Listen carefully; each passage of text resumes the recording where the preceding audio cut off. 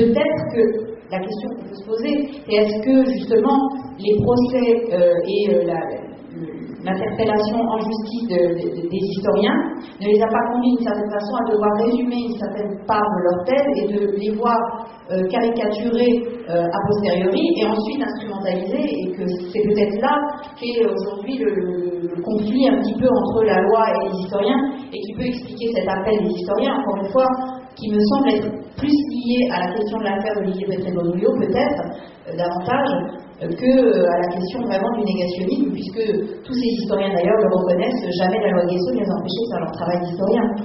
Donc voilà, c'est la question autour de, peut-être vous pouvez rappeler sur cette question de l'affaire Olivier Petret-Bonouillot. Il faudrait dire ce que c'est. Oui, l'affaire, vous voulez la rappeler? Il y a énormément de questions d'une seule, alors je vais essayer de simplifier. Parce que, juste sur ce que vous venez de dire sur le fait qu'on défend le travail des historiens, je ne vais pas invoquer le privilège de l'âge, mais c'était la position que j'avais il y a 20 ans, et j'y crois encore un peu, mais en même temps, il y a aussi une contradiction qu'il faut assumer. Vous ne pouvez pas expliquer l'histoire au plus grand nombre sans accepter de la faire. C'est-à-dire, c'est très bien de dire il faut lire Hannah Arendt, il faut dire Christopher Browning, une compagnie de bas de page. Vous savez très bien comme enseignante que si même d'aventure un jour ils ont entendu parler de Christopher Browning, c'est déjà un énorme progrès. Donc c'est pas une critique, hein. C'est vraiment un des phénomènes aujourd'hui que les historiens, qui sont enseignants, chercheurs ou autres, doivent, comme d'ailleurs d'autres disciplines doivent affronter. Si vous voulez que, par exemple, ces questions soient débattues dans l'espace public, au sens le plus large du terme, vous devez accepter la perte. Ce que j'appelle la perte, c'est-à-dire que vous devez accepter que le discours qui va être tenu va être simplifié, caricaturé, etc., etc. C'est inévitable. Ou alors, c'est un très vieux débat en science, on se retrouve dans la tour d'ivoire. Bon, c'est quelque chose qui est terminé. Ce n'est pas la peine de dire les historiens ou les universitaires doivent se retrouver dans la tour d'ivoire. C'est fini. Ils ne sont plus dans la tour d'ivoire. Moi, je ne veux pas aller au procès par contre, on vient le chercher par le cou. Bon, on n'y est pas été, mais finalement, il y a une obligation d'intervenir dans l'espace public, et singulièrement dans l'espace judiciaire, c'est encore un autre problème, qui fait qu'il y a une obligation pour tous les scientifiques aujourd'hui, pour tous les enseignants, de réfléchir à la manière de parler de ces questions-là, et de savoir ce qu'on peut dire.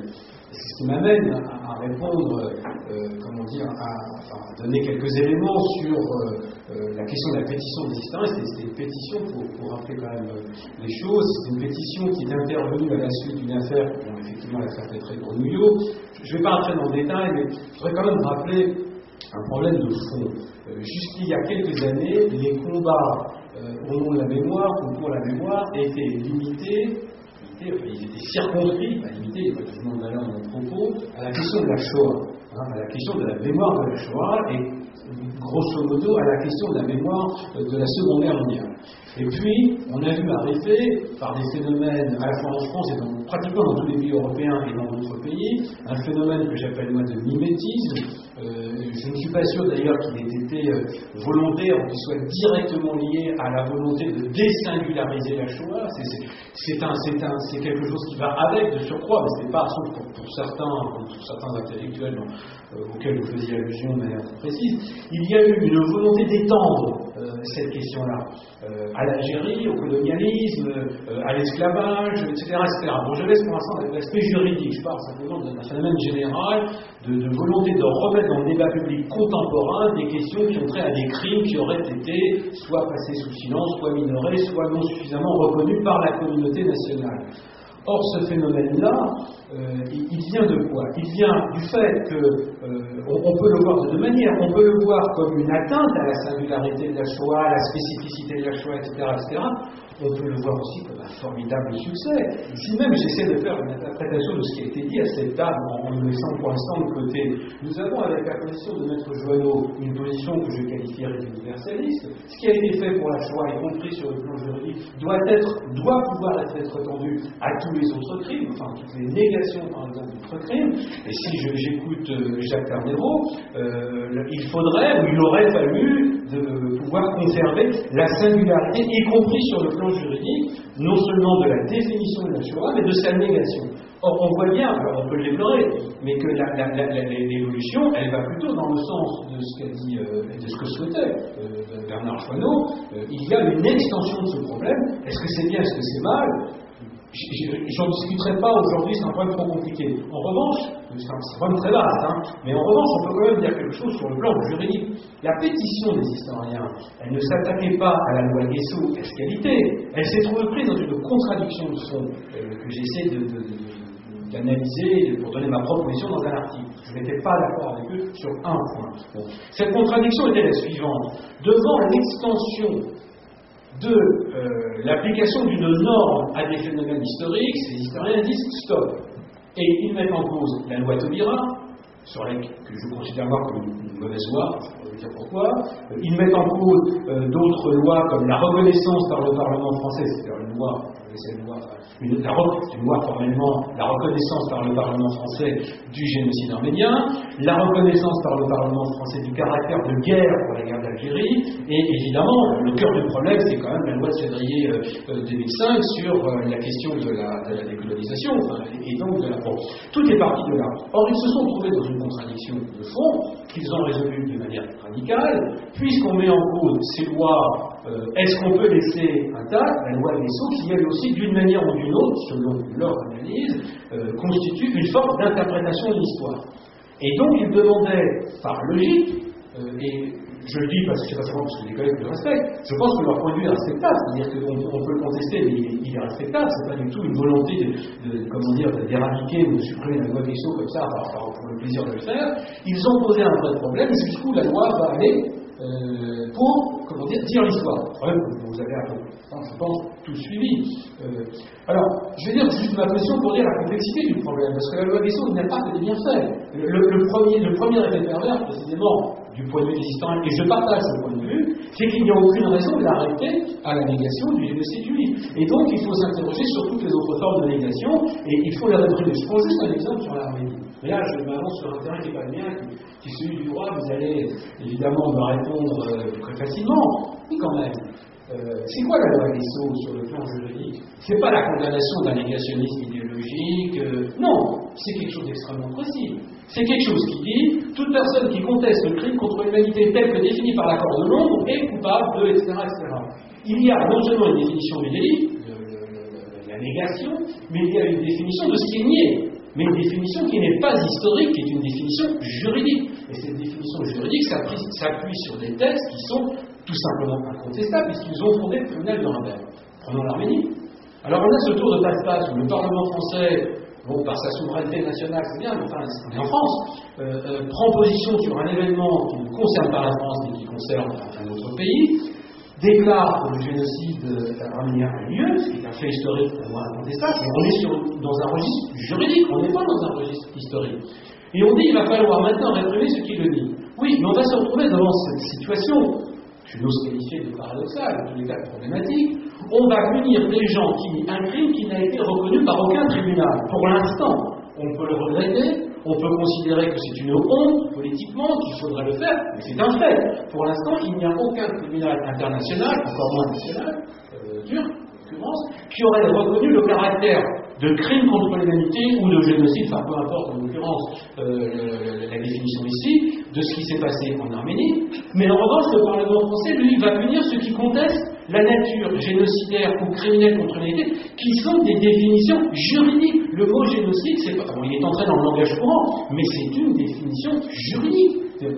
Vous m'arrêtez si je dis une bêtise, mais quand même, on ne peut pas impunément dire, voilà, nous allons... Alors comment on va faire? Alors, je prenais ces deux exemples un peu absurdes. Nous allons donc punir l'universitaire français qui va dire, oui, c'est pas un génocide, pour X raisons. Donc la loi, en cours de vote, quand même, c'est pas des cas complètement absurdes, on est en train de finir de voter cette loi de la répression de la négation du génocide arménien. Bon, donc l'universitaire français sera condamné en vertu de cette loi, comme la loi Guesso, mais l'ambassadeur de Turquie à Paris, qu'est-ce qu'on va faire? On va le condamner? C'est pas possible. En vertu des lois internationales, c'est pas possible. On est dans une contradiction, je dirais, qui quand même invite à une certaine sagesse. Alors ma position, je la donne, elle est très simple. Je suis contre l'extension de la loi Guesso pour ces raisons-là. Je suis contre l'extension de ces lois qui prennent... Alors la loi Taubira, c'est la plus absurde de toutes, c'est-à-dire qui va définir un crime d'esclavage, d'abord qui a été défini au cordeau. Donc on n'a pris que l'esclavage occidental, on a laissé tout le reste pour des raisons politiques, et on va dire, voilà, c'est un crime contre l'humanité, il y a ni criminel ni victime. Enfin, il y a des victimes, bien sûr qu'il y a des victimes victimes de l'histoire. Mais les criminels, franchement, on définit un crime où il n'y a plus personne à poursuivre, hein, uniquement pour des raisons, disons, même de bonne politique. Je ne conteste pas les bonnes intentions derrière. Donc, cette idée qu'il faut arrêter cette extension, pardonnez-moi, je suis un peu long, mais cette extension de la loi sur des phénomènes historiques me paraît une bonne chose, mais voilà, il y a le risque de la loi Guessot, si on admet le raisonnement des historiens, hein, qui peut en lui-même être contesté si on admet que la loi Guessot est exactement de la même nature que la loi Taubira définissant. Bon. Alors, ma position est la suivante.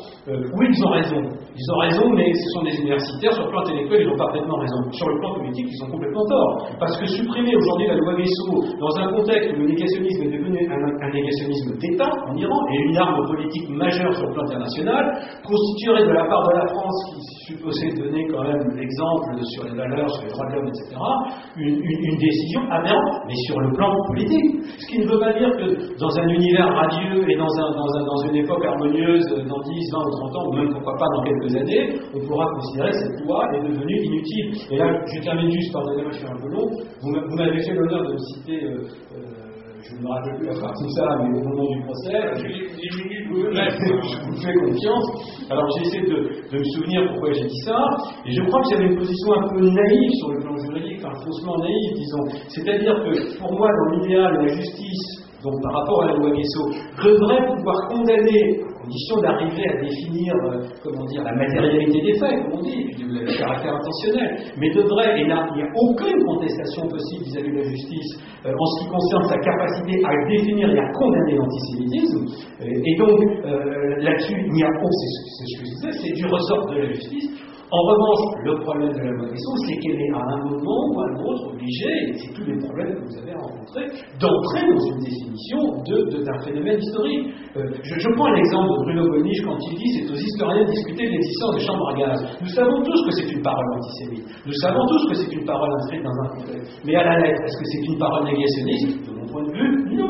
Le ministère, quand j'étais voir le ministère en disant qu'est-ce que vous allez faire, vous allez me défendre, c'est quand même il a traité de ça de juif en substance. Enfin bon, est-ce que vous allez me défendre? Le service juridique du ministère dit oh mon pauvre monsieur, oh là là, c'est compliqué, etc. Ils n'avaient pas complètement tort. Simplement, et c'est là où je suis d'accord avec Maître Joanneau, les mentalités ont évolué. Les juges ont compris les sous-entendus. En 81, c'est beaucoup leur demander, enfin, à mon avis, c'est beaucoup leur demander que de voir déjà ce que nous, aujourd'hui, savons clairement, le négationnisme est une parole antisémite, il n'y a pas entré dans la discussion de la fausseté ou de la véracité.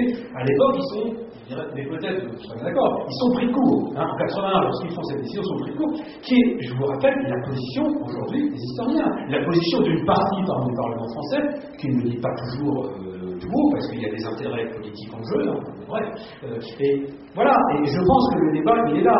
Va-t-on étendre aujourd'hui et jusqu'où la judiciarisation du passé? C'est quand même une vraie question. J'aimerais bien répondre.